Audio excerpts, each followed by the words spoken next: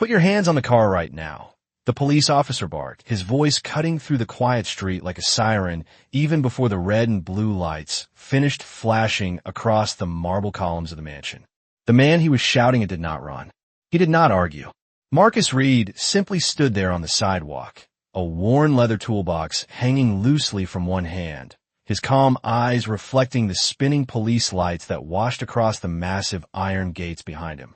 The neighborhood was one of the wealthiest in the county, a place where hedges were trimmed with surgical precision and every driveway held vehicles worth more than most houses across town. It was the kind of street where strangers were noticed immediately, and a black man standing outside the largest mansion on the block was enough to make curtains move and security cameras swivel quietly toward the scene. Officer Daniel Carter stepped closer, one hand resting on the handle of his holster, suspicion written across his face as clearly as the badge on his chest. "I asked you a question," he said sharply. "What are you doing here?" Marcus lifted his free hand slowly, showing empty palms in a calm gesture that carried neither fear nor anger. "I am waiting for someone," he said evenly. The answer only deepened the silence that followed. A passing luxury sedan slowed almost to a crawl as the driver tried to understand what was happening. Two joggers on the opposite side of the street stopped mid-stride, pretending to stretch while they watched. The enormous Whitmore estate loomed behind Marcus like a silent witness, its tall white pillars glowing under the late afternoon sun. Officer Carter glanced toward the mansion gates, and then back at Marcus with narrowed eyes. "Waiting for who?" he demanded. Marcus did not immediately answer. For a brief moment the wind shifted through the oak trees lining the street, rustling leaves across the perfectly trimmed lawns. Somewhere down the block a dog barked once, and then fell silent again. The pause made the situation heavier, as if the entire street was holding its breath. Before continuing, comment where in the world you are watching from, and make sure to subscribe because tomorrow's story is one you cannot miss. Marcus finally spoke again, his voice still calm, almost patient. "Mr. Whitmore." The name landed like a stone in still water. Officer Carter stared at him for a long moment, and then let out a short laugh that held no humor. "You expect me to believe that," he said, gesturing toward the enormous estate behind them. "You think the owner of that mansion invited you here?" Marcus did not respond right away. Instead, he shifted the toolbox slightly in his hand. The metal clasps clinked softly in the quiet air. The officer noticed the sound and nodded toward it. "Set that down," he ordered. Marcus knelt slowly and placed the toolbox on the pavement beside the patrol car. The movement caused the lid to rattle slightly, revealing the corner of a thick roll of papers tucked inside. Officer Carter leaned closer, curiosity mixing with suspicion. "What is in there?" he asked. Marcus looked at the mansion gates once more before answering. "Plans," he said quietly. The officer followed Marcus's gaze toward the towering estate and then back to the toolbox. Across the street, the front door of another mansion opened just a few inches. An elderly woman stepped onto her porch, watching the flashing lights with careful interest. None of them yet realized that within the next few minutes one whispered sentence would change the entire scene on that quiet street. Officer Daniel Carter kept his eyes fixed on the toolbox resting beside the patrol car, as if it were a locked safe hiding the answer to a question he had already decided he knew. The late afternoon sun reflected off the polished hood of the police cruiser, sending flashes of red and blue across the white pillars of the Whitmore mansion behind them. The street had grown quieter, yet the quiet felt different now. It was no longer ordinary calm. It was the kind of silence that builds when people sense that something unusual is unfolding in front of them. Marcus Reed stood still beside the patrol car with his hands resting lightly against the metal. His posture was relaxed but steady, like someone who had long ago learned that calm often carried more strength than anger. Officer Carter circled slowly around the toolbox and nudged it with the tip of his shoe. The metal clasps rattled softly again. "Open it," the officer said. Marcus did not move right away. He glanced once toward the iron gates of the Whitmore estate, the tall black bars casting long shadows across the perfectly cut grass inside the property line. The mansion itself stood back from the road almost 200 feet, a massive structure of white stone and tall windows that reflected the sky like sheets of glass. Finally, Marcus bent down and lifted the lid of the toolbox. Inside were neatly rolled sheets of thick paper secured with simple rubber bands, along with measuring tools, pencils, and a small metal ruler worn smooth by years of use. Officer Carter leaned closer and pulled one of the rolled papers free. He unwrapped the band and spread the sheet across the hood of the patrol car. The paper revealed a carefully drawn architectural plan filled with lines, measurements, and detailed sketches of rooms and hallways. Carter stared at it for a moment before letting out another short laugh. "You expect me to believe you designed that house," he said, nodding toward the mansion towering behind them. Marcus shook his head slightly. "No," he answered calmly. "Not that house. The one it is about to become." The officer frowned, as if the answer only confirmed his suspicion that the man in front of him was making up stories. Carter folded the paper back roughly and dropped it on the car hood. "Do you know how many excuses people give when they get caught snooping around wealthy properties?" he said. Marcus said nothing. His eyes moved briefly across the street, where a few neighbors now stood at their gates pretending to check their mail while watching every moment of the scene. One man lifted a phone as if answering a call, though the camera lens pointed directly toward the patrol car. Another patrol vehicle turned slowly onto the street at the far end of the block, its tires rolling quietly over the clean asphalt. Carter noticed it too and spoke into the radio clipped to his shoulder. "I have a suspicious individual outside the Whitmore estate," he said, "possibly attempting to access the property. Send backup." The words hung in the air heavier than the flashing lights. Marcus lowered his hands from the car, but did not step away. "Officer," he said quietly. Carter turned back toward him with impatience already forming in his expression. "What?" Marcus gestured toward the architectural drawing still resting on the hood of the cruiser. "You might want to look closer before you decide what you think is happening." Carter followed his gaze with annoyance and glanced down again at the drawing. At first it looked like nothing more than a collection of lines and measurements. But then he noticed something printed neatly in the lower corner of the page. A name. The officer leaned closer, squinting slightly in the fading sunlight. Across the street, the elderly woman who had stepped onto her porch earlier now watched with growing interest. Her eyes moved from the police officer to Marcus Reed, and then to the drawing on the patrol car hood. She knew that name. She had seen it before. Officer Daniel Carter leaned closer over the hood of the patrol car, the flashing lights painting slow waves of red and blue across the architectural drawing spread beneath his hands. At first glance, the lines still looked like a maze of measurements and shapes that meant nothing to him. But the printed name in the lower corner held his attention now. He read it once silently, then again more slowly. Marcus Reed, the same name the man, standing beside the patrol car, had given him only minutes earlier. Carter straightened slightly, the paper rustling under his fingers as a breeze moved down the quiet street. The second patrol car that had turned onto the block rolled closer now and stopped several yards behind the first cruiser. Another officer stepped out, scanning the scene with quick alert eyes before approaching. "What do we have?" the new officer asked. Carter did not answer immediately. His eyes shifted from the printed name on the drawing to Marcus Reed, who still stood calmly beside the patrol car with his toolbox resting open at his feet. Marcus did not look nervous. He did not look angry either. He simply watched the officer studying the paper, as though he had seen this moment unfold many times before in other places. Carter finally cleared his throat. "To someone who says he is here for Mr. Whitmore," he said, though his voice sounded slightly less certain than before. The second officer glanced toward the mansion towering behind them and raised an eyebrow. "That Whitmore?" he asked quietly. Carter nodded once. The second officer gave a low whistle under his breath and looked Marcus over carefully from head to toe, noticing the worn work boots, the simple shirt with rolled sleeves, and the quiet confidence in his posture that did not match the nervousness most people showed during a police stop. Across the street, the elderly woman continued watching from her porch. Her gaze moved from the officers to the drawing on the patrol car hood and then back to Marcus.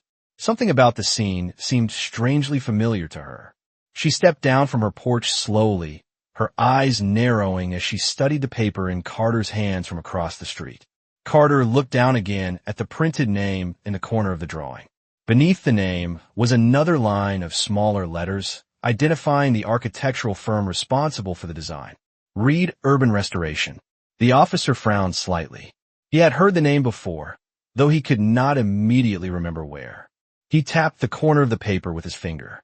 "You carry drawings with your name printed on them," Carter said to Marcus, his tone halfway between suspicion and curiosity. Marcus nodded once. "Yes." Carter folded his arms. "And you expect me to believe you just walked up to one of the most expensive homes in this county with those plans in a toolbox?" Marcus met his eyes calmly. "I did not walk up," he said.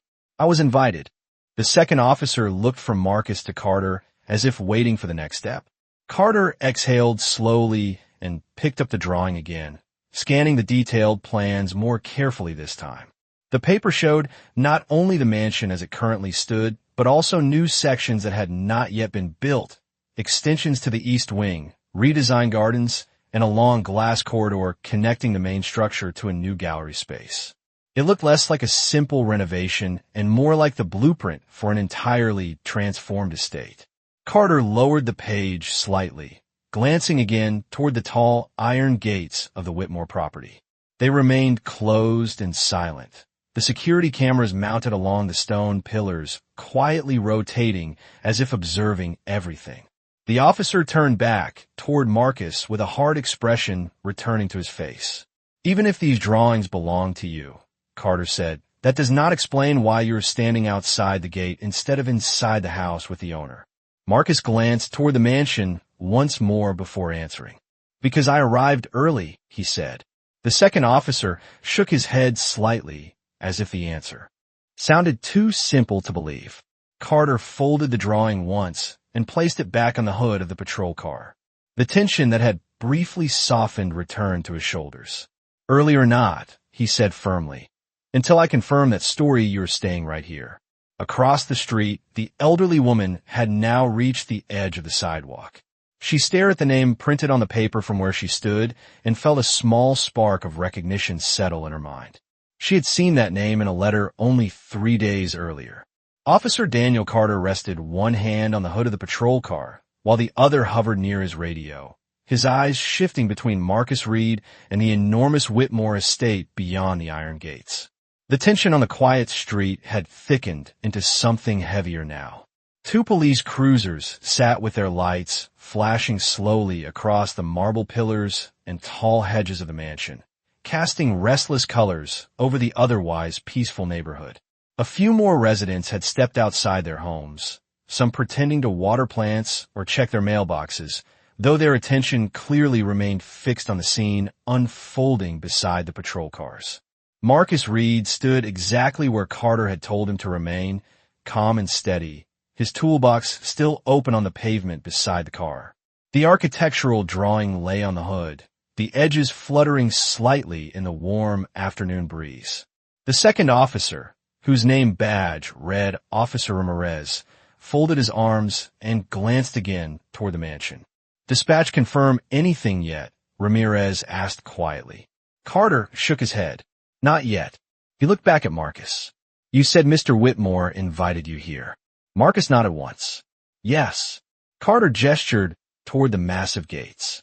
"Funny thing is, if someone that important invites a guest, they usually tell security to expect them." Marcus did not react to the comment. Instead, he looked past the officers toward the house, as if measuring the distance between himself and the property. The front doors of the mansion were still closed, the windows reflecting the late afternoon sky, like mirrors that revealed nothing about what was happening inside. Carter studied Marcus carefully, searching for signs of nervousness or deception, but the man's expression remained composed. That calm seemed to irritate the officer more than anything else. "Let me ask you something," Carter said, slowly. "If you were invited here, why are you standing outside the gate instead of inside the house with the owner?" Marcus answered without hesitation. "Because the meeting is scheduled for later this afternoon." Carter frowned. "Later?" Marcus nodded again. "Yes." Ramirez looked at his partner with a skeptical expression. So he just decided to wait outside, the most expensive house in the county, holding a box of blueprints, Ramirez said. Carter gave a short nod, as if the explanation confirmed his doubts. He picked up the architectural drawing again and stared at the detailed plans for several seconds before placing it back on the hood. Until we hear from someone inside that house, Carter said firmly, "You are staying right here." Marcus folded his hands loosely in front of him. "I understand." His tone carried no anger, only patience. The sound of footsteps approached from the opposite side of the street. The elderly woman who had been watching from her porch was now walking slowly across the road. Her gaze focused on the drawing spread across the patrol car hood. She moved carefully but with purpose, her silver hair catching the sunlight as she stepped onto the sidewalk beside the officers. Carter turned toward her immediately. "Ma'am, please stay back," he said, raising one hand slightly. The woman stopped but did not retreat. Her eyes moved from Carter to Marcus and then down to the drawing again. "Officer," she said gently, "may I look at that paper for a moment?" Carter hesitated, clearly unsure why a neighbor would be interested in the situation. "It is part of an investigation," he replied. The woman leaned slightly closer, her eyes narrowing as she studied the printed name in the corner of the page. Her expression changed almost instantly, not with shock but with quiet recognition. She lifted her gaze to Marcus Reed and studied his face more carefully now. For a moment the street seemed to fall silent again. Even Officer Ramirez noticed the shift in the woman's expression. "Do you know him?" Ramirez asked. The elderly woman did not answer right away. She looked once more at the name printed on the drawing and then back toward the tall iron gates of the Whitmore estate. Finally she spoke softly, almost as if thinking aloud. "3 days ago," she said slowly, "my brother mentioned that name during dinner." Carter's eyes narrowed. "Your brother?" The woman nodded and pointed gently toward the towering mansion behind the gates. "Jonathan Whitmore." Carter felt the weight of the moment settle in his chest as he looked back at Marcus Reed, standing quietly beside the patrol car, still waiting. Officer Daniel Carter stared at the elderly woman for a long moment, as if trying to decide whether he had heard her correctly. The quiet street seemed to tighten around the words she had just spoken. Jonathan Whitmore was not simply another wealthy homeowner in the county.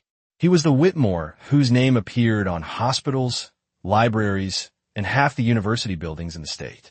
Carter slowly turned his head toward the towering mansion behind the iron gates, and then back to the woman standing calmly beside the patrol car. "You are telling me Jonathan Whitmore is your brother," Carter said carefully. The woman gave a small nod.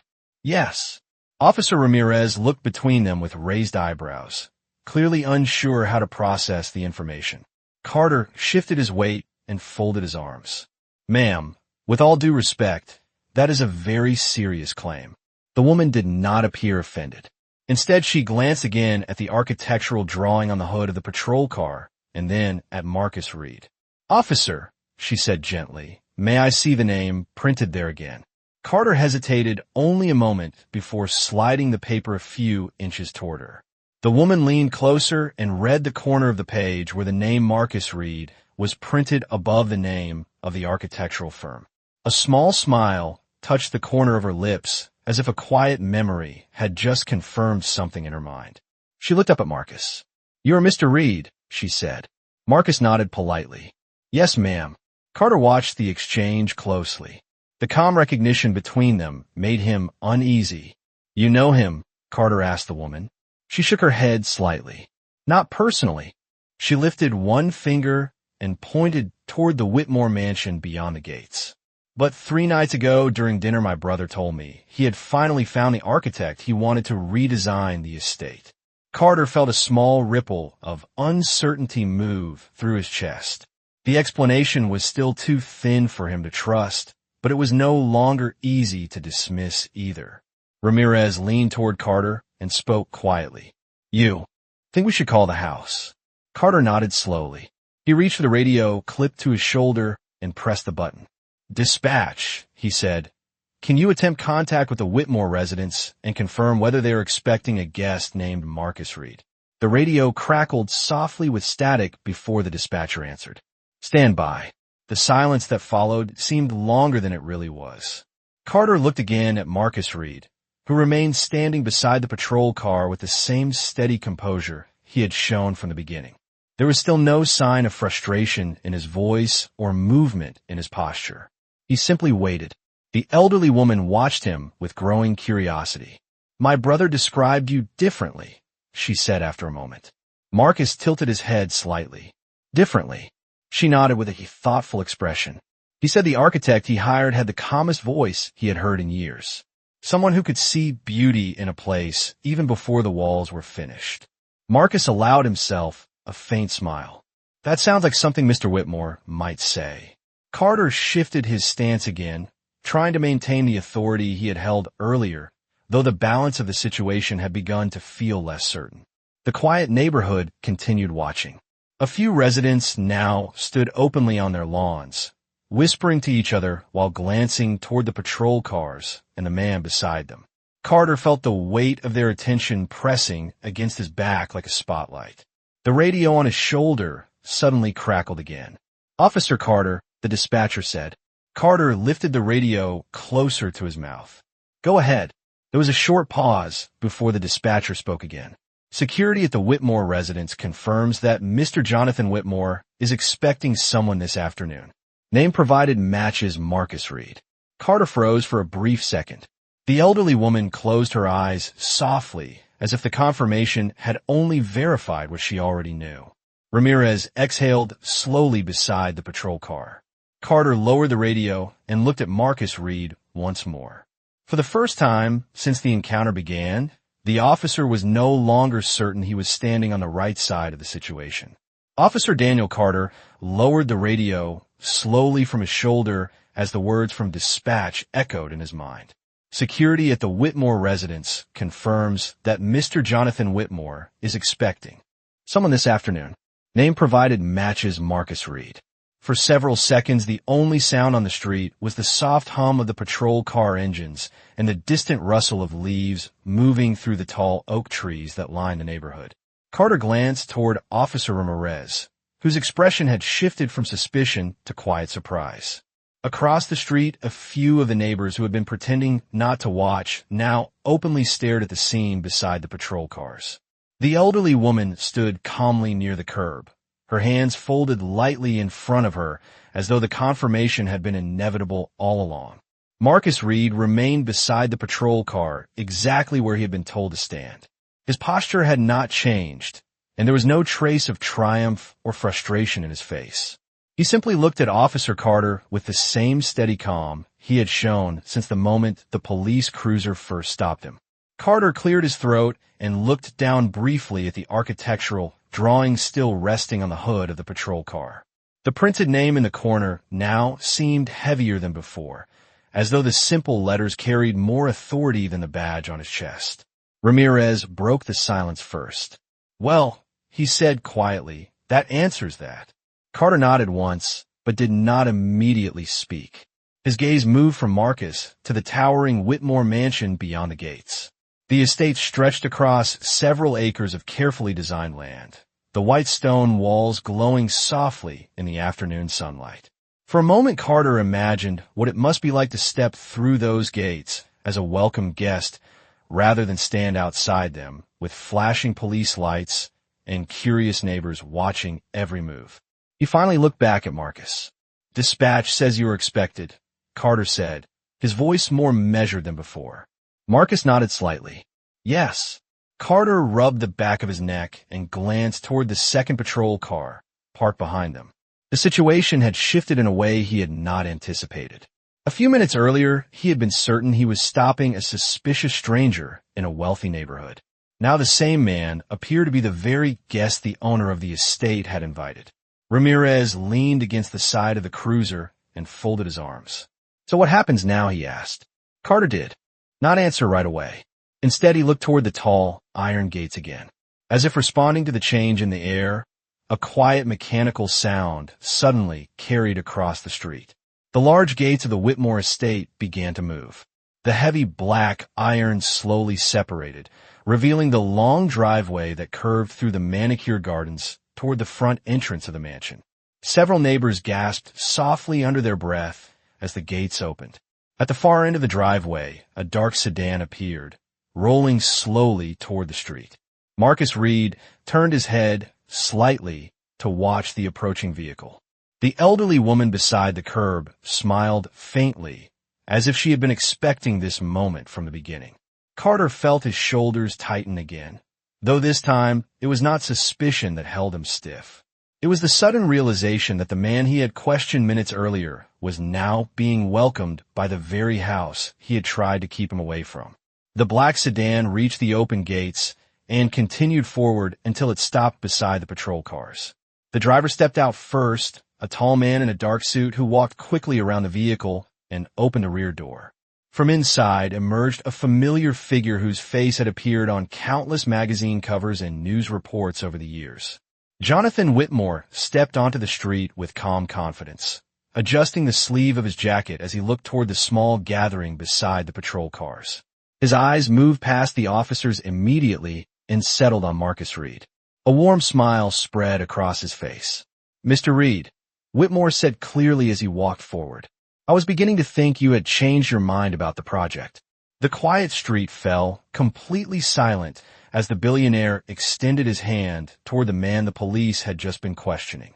Jonathan Whitmore walked forward with the relaxed confidence of a man who had spent his entire life entering rooms where everyone already knew his name.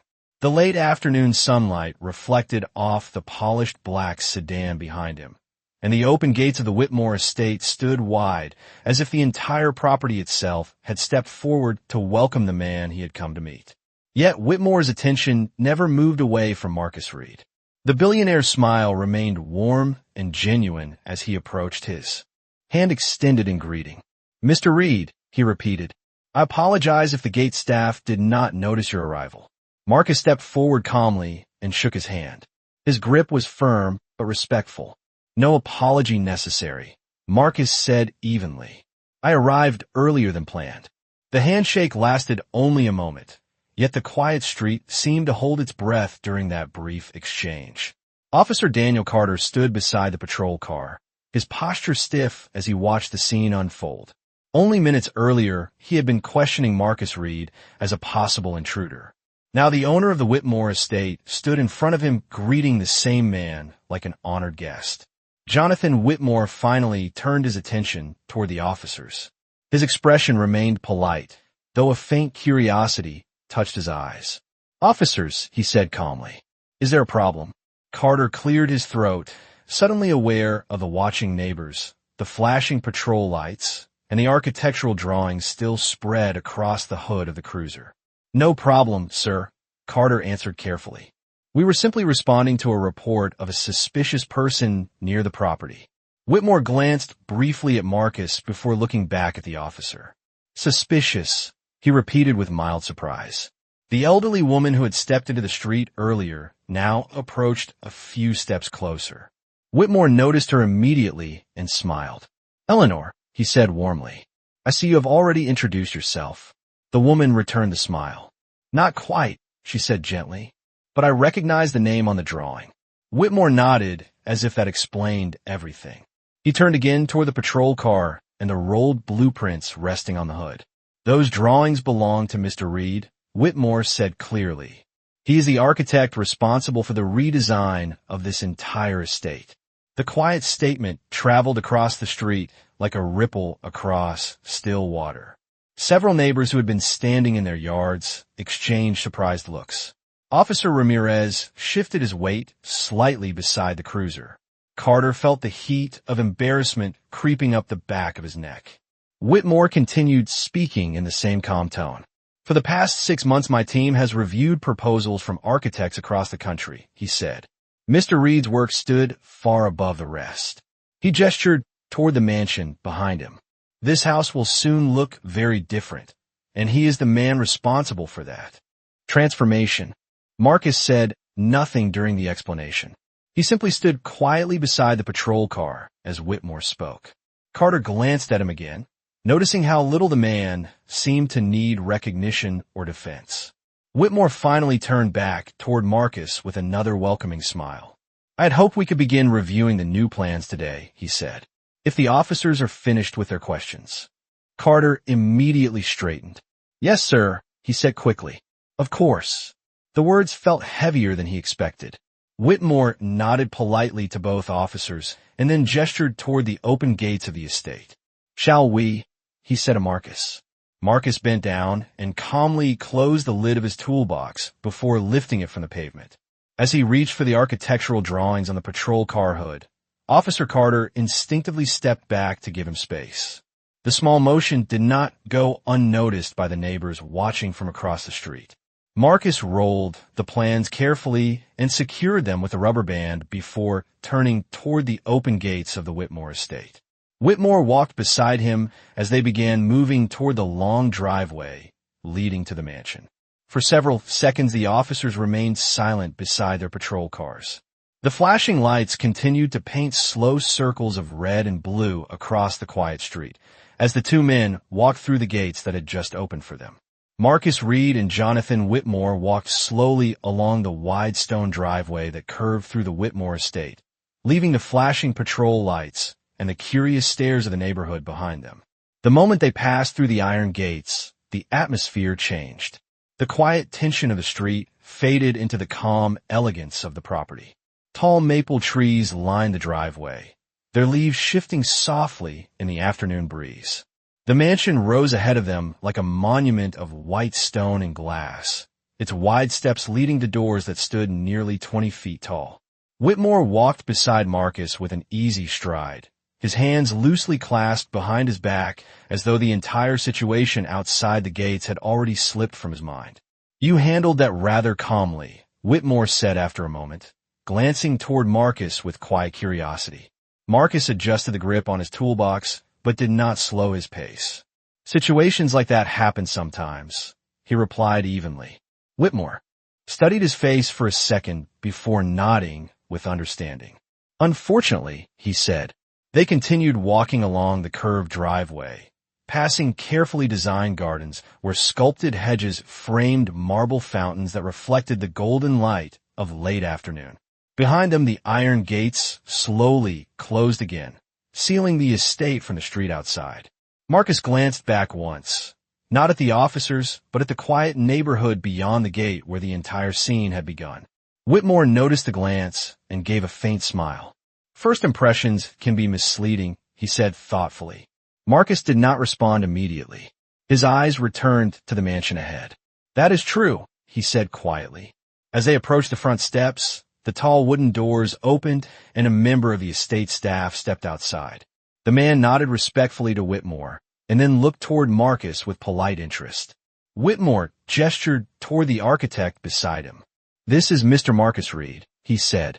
"He is the reason this house will soon become something far greater." The staff member nodded with clear respect. "Welcome to the Whitmore estate, Mr. Reed." Marcus returned the greeting with a small nod. The group stepped inside the mansion, and the change in atmosphere was immediate. The interior hall stretched nearly 50 feet from wall to wall, its polished marble floor reflecting the light pouring through enormous windows. A crystal chandelier hung above them, scattering soft light across paintings and sculptures placed carefully along the walls. Marcus paused briefly, studying the architecture around him with the attentive eye of someone who saw not only what existed, but also what could exist in its place. Whitmore watched him closely. "What do you think?" the billionaire asked with interest. Marcus slowly turned in place, taking in the height of the ceiling, the layout of the staircases, and the positioning of the windows that faced the western gardens. "The bones of the house are strong," Marcus said thoughtfully, "but the design holds back what the space could become." Whitmore smiled widely at the response, clearly pleased. "That is exactly what I hoped you would say." They began walking deeper into the mansion, their footsteps echoing softly through the vast hallway. Whitmore gestured toward a set of tall glass doors that opened into a large study overlooking the gardens. "I thought we could begin in here," he said. Marcus set his toolbox carefully on a polished table and unrolled the architectural plans across its surface. The detailed drawings spread wide, revealing the transformation he had imagined for the estate long before he arrived. Whitmore leaned over the plans with visible excitement. "Show me what you see," he said. Marcus placed one finger on the drawing and began explaining how the entire east wing could open toward the gardens, how a corridor of glass could bring natural light through the center of the home, and how the redesign would transform the estate into a place that felt alive rather than simply impressive. As he spoke, Whitmore listened with complete attention, the earlier incident outside the gates already forgotten. Far beyond the mansion walls, however, Officer Daniel Carter still stood beside his patrol car on the quiet street, watching the gates of the estate that had closed behind the man he had stopped only minutes earlier. Inside the Whitmore study, the late afternoon light poured through the tall glass windows that faced the gardens, spreading warm gold across the polished floor and the wide oak table, where the architectural plans were now fully unrolled. Marcus Reed stood beside the table with quiet focus, one hand resting lightly on the edge of the drawing, while the other traced a line across the paper that represented the future shape of the estate. Jonathan Whitmore leaned forward with both hands on the table, listening with the full attention of a man who rarely allowed anyone to guide his imagination. "If the east wall opens here," Marcus explained calmly, "the entire house will begin breathing differently. The gardens become part of the interior instead of something you only see through windows." Whitmore nodded slowly, following the movement of Marcus's finger across the plans. "In this corridor," Whitmore asked, pointing toward a long glass structure drawn between the main house and a new wing. Marcus smiled slightly, as if he had been waiting for that question. "That is where the light will live," he said. "In the morning, it will catch the first sunlight from the east. By evening, the western sky will move across it like a painting." Whitmore leaned back and laughed softly with satisfaction. "You speak about architecture the way a composer speaks about music." Marcus shrugged gently. "Buildings hold stories. Most just forget how to tell them." For several minutes, the two men continued studying the plans together, discussing details that would change the entire character of the Whitmore estate.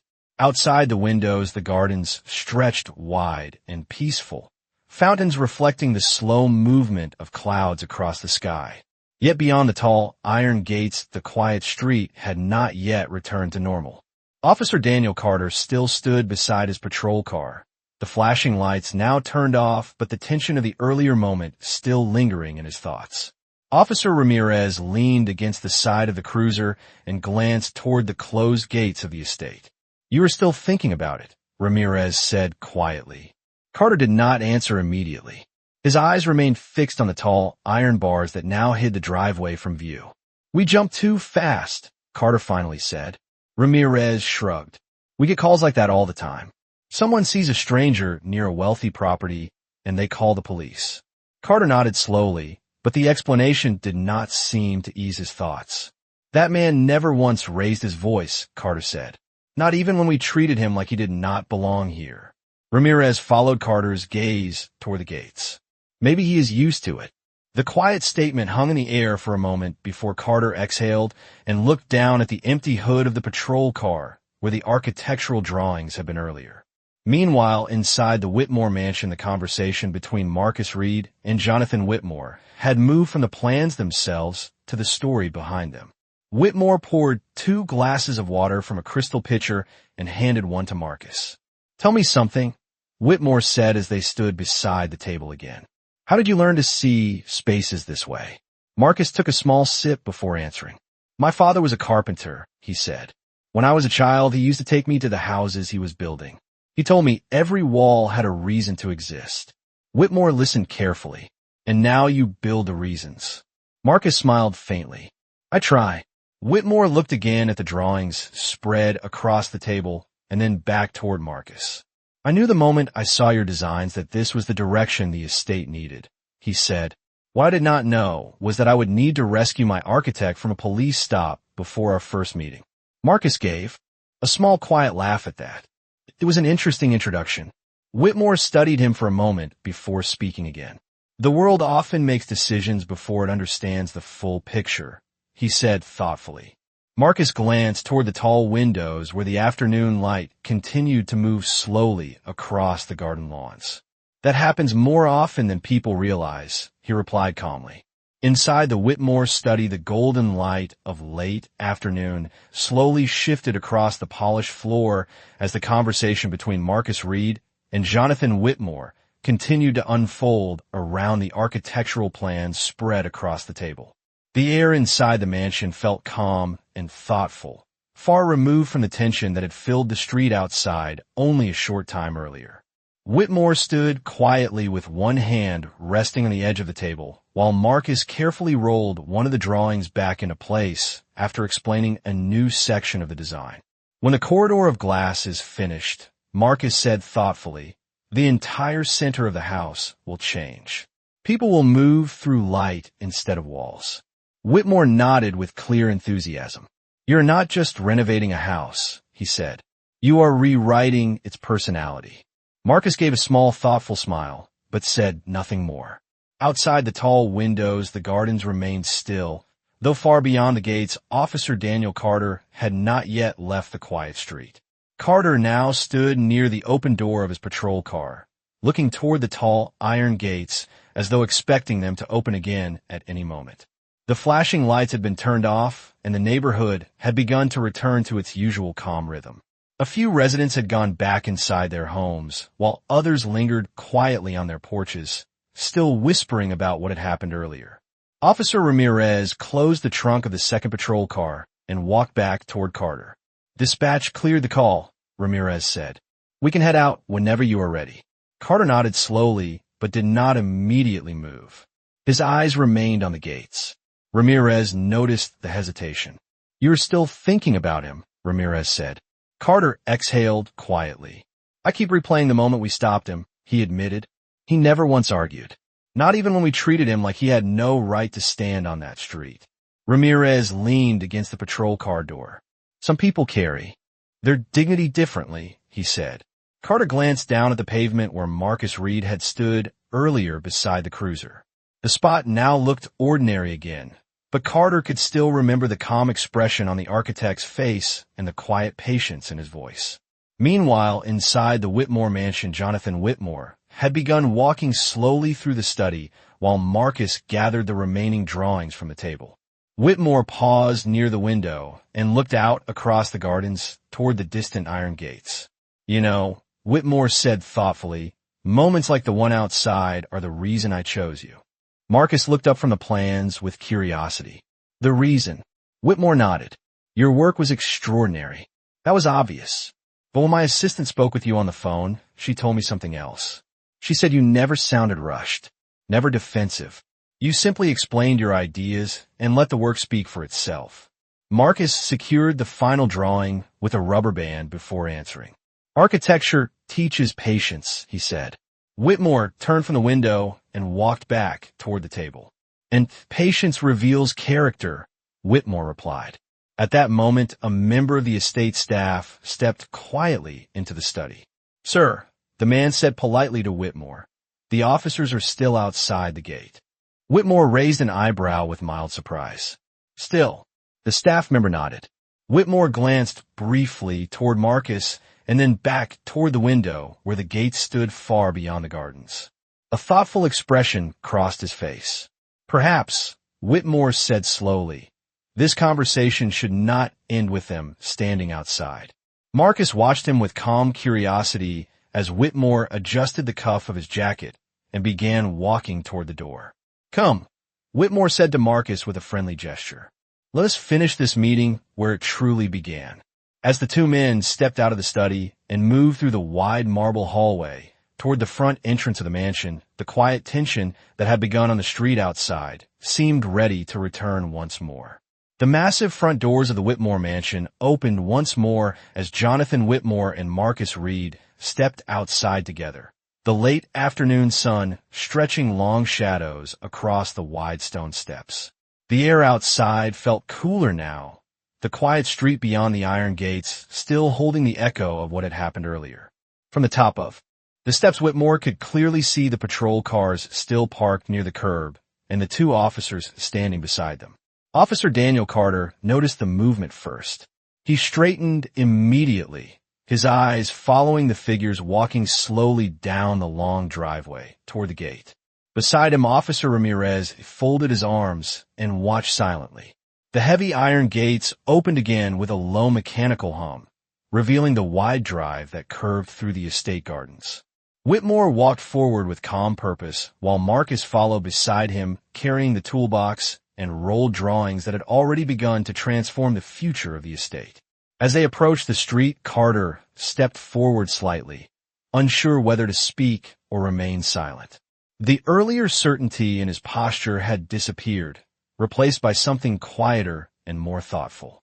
Whitmore stopped a few feet from the officers and looked at them with polite calm.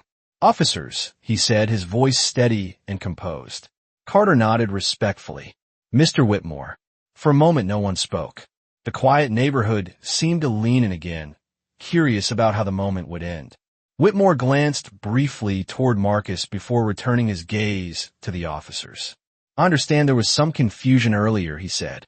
Carter cleared his throat and looked down for a brief second before meeting Whitmore's eyes again. "Yes, sir," he admitted. "We received a report about someone near the property, and we responded." Whitmore nodded slowly, as if the explanation made sense, though his tone remained thoughtful. "Security confirmed you were doing your job," he said. Carter nodded again, but this time his voice sounded different. "Even so," he said quietly, "we made assumptions too quickly."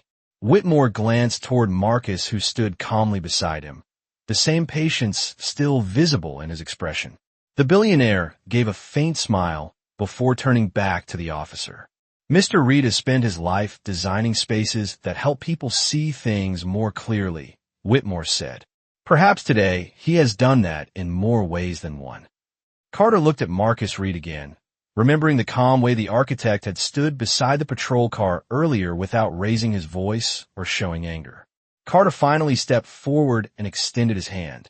"Mr. Reed," he said with sincere respect, "I owe you an apology." Marcus set the toolbox gently on the ground before accepting the handshake. His grip was firm and calm. "No apology is necessary," Marcus replied evenly. Carter shook his head slightly. "It is," he said. "You showed more patience than most people would have." Marcus released the handshake and lifted the toolbox again. "Patience builds stronger foundations," he said simply. The statement lingered in the air for a moment before Whitmore laughed softly with approval. "You see why I hired him," Whitmore said to the officers. Ramirez smiled faintly at the comment, while Carter nodded with quiet understanding. The tension that had once filled the street had completely dissolved now, replaced by a calm respect that none of them had expected when the patrol cars first arrived. Whitmore glanced once more toward the officers before turning back toward the estate gates. "Gentlemen," he said politely, "I believe our architect still has a house to redesign." Carter stepped aside instinctively, giving Marcus and Whitmore a clear path back through the open gates. As the two men walked once more along the curved driveway toward the mansion, the quiet neighborhood watched them in silence, the earlier suspicion now replaced by something closer to admiration. The iron gates of the Whitmore estate closed slowly behind Jonathan Whitmore and Marcus Reed as they walked back along the wide driveway toward the mansion, leaving the quiet street and the two patrol cars outside. The sound of the gates locking into place echoed softly through the gardens, and the calm of the property seemed to settle once again over the long stretch of green lawns and stone pathways. Marcus carried his toolbox in one hand and the rolled architectural drawings in the other, while Whitmore walked beside him with an expression that mixed satisfaction with thoughtful curiosity. "You know," Whitmore said as they approached the marble steps, "most people would have started that conversation with the officers very differently." Marcus glanced briefly toward the closed gates behind them before answering. "Most situations become worse when people start talking too loudly," he said calmly. Whitmore nodded slowly, clearly appreciating the simplicity of the answer. They reached the top of the steps and entered the mansion again, the tall wooden doors closing quietly behind them as the warm interior light replaced the fading afternoon sun. Inside the grand hallway, the crystal chandelier cast soft reflections across the marble floor, while the large windows captured the final glow of daylight from the gardens. Whitmore walked toward the study again, gesturing for Marcus to follow. Let us return to the plans, he said with renewed energy. After today, I am even more certain that you are the right person for this project. Marcus placed the toolbox on the table once more and carefully unrolled the drawings across the polished surface. Whitmore leaned over the plans with the same interest he had shown earlier, but now his tone carried something deeper than simple enthusiasm. You handled yourself with remarkable dignity out there, Whitmore said. Marcus studied one section of the drawing before responding. People reveal more about themselves during difficult moments than they realize, he said quietly. Whitmore straightened slightly and looked at him with thoughtful respect. That may be the most valuable design principle I have heard today, he said. Meanwhile, outside the gates, Officer Daniel Carter stood beside the patrol car, watching the tall iron bars that now hid the estate from view. Officer Ramirez had already returned to the second cruiser and started the engine, but Carter remained still for a moment longer. The quiet street looked almost ordinary again. A few neighbors had returned to their homes, and the evening breeze moved softly through the trees that lined the sidewalks. Yet Carter knew that the scene from earlier would remain in his memory for a long time. Ramirez leaned out of the patrol car window. "You coming?" he asked. Carter nodded slowly and walked toward the cruiser, but before opening the door, he looked once more at the Whitmore estate. From outside, the property looked like a place of quiet privilege and distance. But Carter now understood that the man who had walked through those gates was not simply another visitor. He was someone whose work and patience had earned the respect of one of the most powerful men in the region. Carter opened the door and sat inside the patrol car. As the engine started and the cruiser pulled slowly away from the curb, the street returned to its usual stillness. Back inside the mansion, Marcus Reed and Jonathan Whitmore continued their discussion over the architectural drawings. The plans for the future of the estate slowly taking shape under the soft glow of the study lights. The redesign would transform the house in ways the neighborhood had never seen before. Yet for Marcus, the most important part of the day had already happened outside. The gates. Sometimes a building revealed its true structure only after pressure was applied, and sometimes people did as well.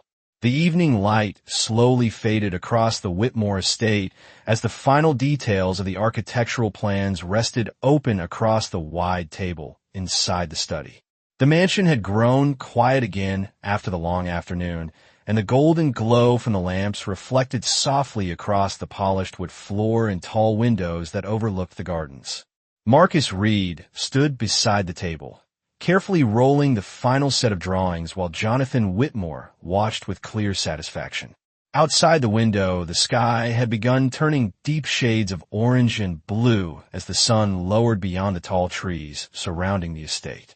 Whitmore placed one hand on the back of a chair and looked toward the plans with a thoughtful smile. "In a few months," he said slowly, "this house will begin to look very different." Marcus secured the last drawing with a rubber band and placed it gently inside his toolbox. "Buildings change when people decide they are ready for something better," he said quietly. Whitmore nodded, clearly appreciating the meaning behind the words. For a moment, both men stood silently beside the table, the calm of the room reflecting the steady confidence that had guided the entire day. Earlier that afternoon, the meeting had begun outside the gates in a very different atmosphere. Now the situation felt distant, almost like a story that had already passed into memory. Whitmore walked toward the large window overlooking the driveway and gardens. From this height, the estate looked peaceful and still, the long stone path stretching toward the iron gates that had once separated Marcus from the place where he now stood. "You know," Whitmore said thoughtfully, "many people would have reacted differently after what happened earlier." Marcus closed the lid of his toolbox and rested his hand on top of it. "Anger builds very poor structures," he said calmly. Whitmore laughed softly at the remark.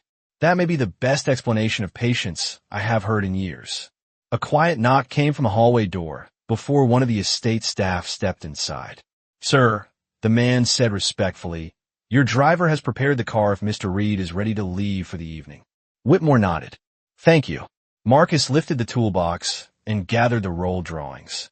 "I will return tomorrow morning," he said. Whitmore extended his hand once more, this time with the easy familiarity of someone who already trusted the person standing in front of him. "Tomorrow we begin building the future of this place," he said. Marcus shook his hand firmly. "Tomorrow," he agreed. Moments later, the tall front doors of the mansion opened again as Marcus stepped outside. The night air had cooled, and the first stars were beginning to appear above the quiet neighborhood.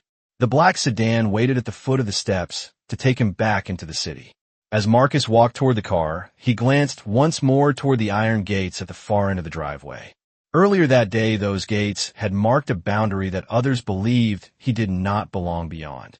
Now, they stood open for him without hesitation. The driver opened the car door, and Marcus placed the toolbox inside before taking one final look toward the mansion behind him.